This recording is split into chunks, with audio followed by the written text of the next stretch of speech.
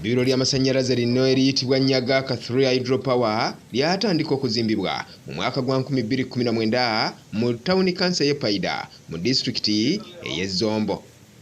Lino nga ligiddwako engalo ligenda kubanga ligaba amasanyalaze agawereza ddala megawatts 6 n'obutundutundu 6.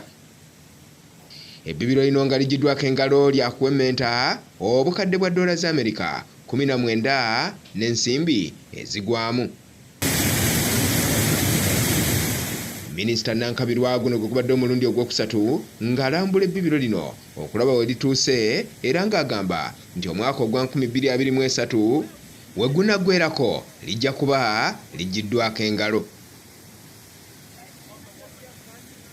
Nankabirwa agumizza aba kampuni ezimba ebbibiro lino nga gavumenti bwegenda okubongera ensimbi era n'abasaba okulaba nga nabo bafuba okufuna ensimbi ezirimaliriza kubanga gavumenti ya kuno neteefuteefu okubasasula. Every time I come here I see progress.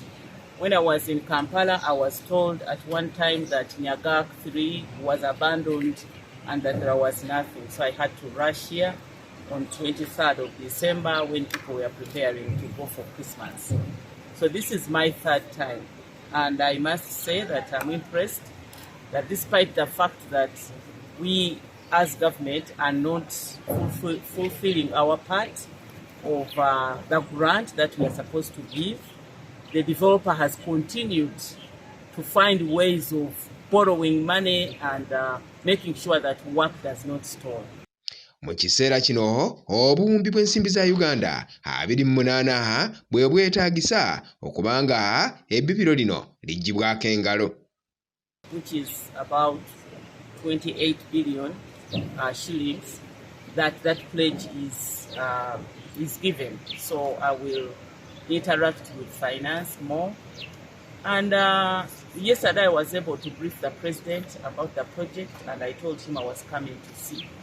So I just want to encourage the developer to continue with this spirit of making sure that they try their best to get the funds and complete the work. Government will definitely do their part to give the money. Nankabirwa era akakasizza ng'ebyetaagisa byonna okuli okuzimba siteshoni amasanyalaze gano we gagenda okuŋŋaanyizibwa bwe kiwedde era nga balindiridde bazimba kumaliriza gwabwe. That is at Nyagak III. So there is steady progress and we know that probably this year 2023 will see Nyagak being commissioned.